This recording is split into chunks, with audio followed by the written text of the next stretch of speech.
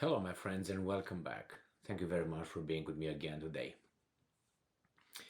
When I was a boy, my father used to tell us in the family that politics is the dirtiest thing or one of the dirtiest jobs, so don't get into politics. And that's what his father told him, that politics is one of the dirtiest business. Oh, well, yeah, okay. Now, I think in order to succeed in politics, you have to have a very, very, very thick skin, and you have to be pushy and shameless to a certain extent. That means even if you did something that you were not supposed to, nevertheless, show your face in public again with no shame. Well, in this case, I have actually three articles, one after another, and we have a politician. His name is Olaf Scholz. He is the chancellor of used to be great country of Germany, and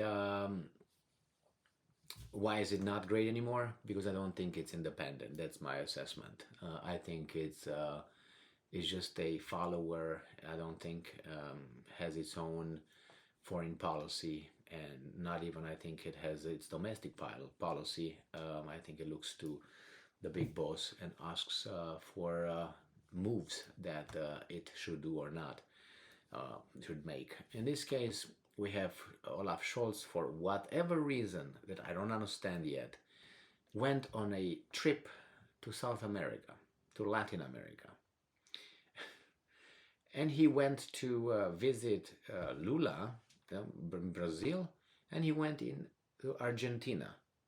Now, these countries are, how should I put it, on Russia and China's sphere of friendship, more or less. Why am I saying more or less? Because Brazil is part of BRICS, right? Brazil, India, Russia, China, South Africa, right? Developing economies that want to have their own common currency they want to develop. Uh, they're talking about it. On the other hand, Argentina applied for BRICS, I think. It wants to enter BRICS. And Olaf Scholz goes over there. After Olaf Scholz, Germany, I don't know, requested, required, asked, urged Lula, the president of Brazil, to, I think, send weapons to Ukraine or something like this. And Lula said, get that out of here. Now he goes to visit Lula. So, as I said, he shows his face in public again. But hey, be insistent, have energy. That's good. That's good. Well, we'll see how Lula treated him and the Argentinian president. So, this article comes from Reuters. It is from today, the 30th of January 2023. And it reads here the title Brazil's Lula cold shoulders Germany's Scholz on Ukraine support. Here is Scholz, not looking very. And here is Lula. Now, Lula is a leftist. I call him communist, but hey, people say no. Well, show me the people you're running around with, and I kind of tell you who you are. That's how the story goes, right? Now, Brazilian President Luiz Inácio Lula da Silva on Monday said Moscow made a mistake invading Ukraine. But, speaking alongside German Chancellor Olaf Scholz, he kept clear of condemning the Russian attack. It was the third time on his South American tour that Scholz failed to rally strong support for the Ukrainian war effort. And I'm quoting, I think Russia made the classic mistake of invading another country's territory. So Russia is wrong, Lula told reporters. But he says, and I'm quoting, I still think that when one won't, two won't fight. You have to want peace, he said, adding he had heard very little from either side about finding a peaceful end to the war. So basically he said, well, it seems like both parties wanted to fight.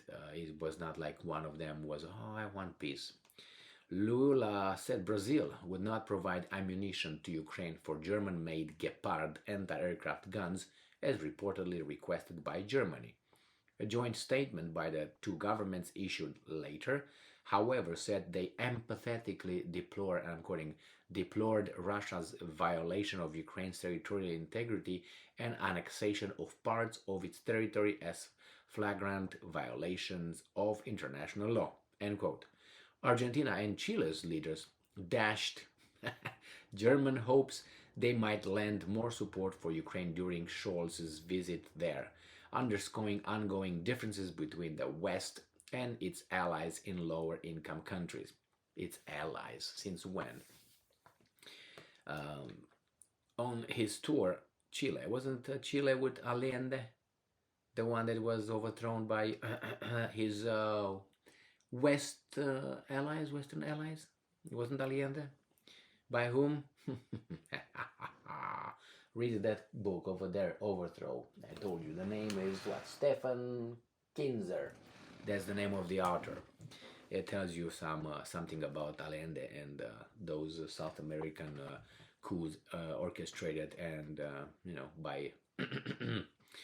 Anyway, on his tour, Scholz has sought to stress unity. Now you want unity, mother. Noting all three countries he is visiting, Argentina, Chile, and Brazil, condemned Russia's invasion at the United Nations General Assembly last year. In contrast to Lula, the presidents of Argentina and Chile both at least clearly condemned the Russian invasion. Lula said Brazil will work with other countries to help achieve peace in Ukraine, as his country has now not taken sides. China has an important role to play in peace talks, he said, which he will discuss on a planned visit to Beijing in March. And we go down, trap. Again, Reuters. Scholz bid to rally Ukraine support in South America falls flat. Bang. This woman right here in the middle, she looks like the former New Zealand, I don't know, I would call her tyrant, former prime minister, Jesus, Anna Landenda Balagalalenda. It's okay, another guy came of the same kind, I guess. The former education minister. Okay, from indoctrinating children now it goes to indoctrinating adults. Good luck to you, my New Zealanders. German Chancellor Olaf Scholz bid this week to rally again. It's the same thing here. Let's see what Argentina did. Scholz has sought to project unity during his whistle-stop 3-day tour, thanking all three countries he has visited, Argentina, Chile, and Brazil, for condemning Russia's invasion, blah, blah, blah, blah, blah. On the final leg on his South American tour, Scholz on Monday became the first foreign leader to visit Lula, and nothing happened. And here's the same, I think Russia made a classic mistake. No response for Ukraine. Argentina and Latin America are not planning to send weapons to Ukraine or any other conflict zone, Argentine President Alberto Fernandez said during a joint news conference in Buenos Aires with Scholz on Saturday. So screw you, basically. Chilean President Gabriel Boric, or is Boric, if he's Boric then it's a Serb or something, or Croat, defending his condemnation of the invasion despite the fact, and I'm quoting, some media or opinion makers could believe it was a bad decision to get involved in the politics of other countries. Dodging a question about whether he agreed with Fernandez on weapons, he said Chile had promised to keep Ukraine rebuild, to help Ukraine rebuild after the war. For example, clearing mines. Yeah, so they didn't do anything. And the bottom here, from Bloomberg, Lula brushes off Germany's appeal for Brazil to send weapons to Ukraine. You smile, but that's not your smile, Scholz, at all. Yeah, okay. So here we have all these weasels, trying to rally support for something that they can't push around that easily. Brazil cannot be pushed that easily around like with Romania or, the Baltic states or Czech Republic or Slovakia or Slovenia or those countries, you know what I mean? And I was about to say Poland, but Poland, it seems like Poland serves one boss. At least you know it straight. Pak, pak. And pak uses that connection to everybody. So good. Follow your own interest. That's how it is in foreign policy. They talk about allies and Western friends and all that. This is violin play because there's no such a thing. They are temporary alliances or temporary um, mafia unity until they they rob someone. After the robbing process is finished, they part the loot. The boss takes everything and just gives a little bit here and there, and then say, "Bum bum bum. See you next time when I say so." And he comes next time, and again he calls all these weasels. They come. It's time to rob someone else, and then we have a coalition of allies and unity and friendship and all that. Rob somebody else, and then again the boss gives a little bit and say, "See you later." But in this case, seems like Brazil is too far, too strong so far. But we'll find out. Lula is what, 70 some. You still have a strong military over there that can do this to Lula. Ping, like in Pakistan, for instance. They can play over there the Sharif and Imran Khan. If the military says, you stay, you go, that's what happens. So, and Brazil is right there. Anyway, thank you very much for being with me again today. Stay strong, stay smart, look for the truth, and be just.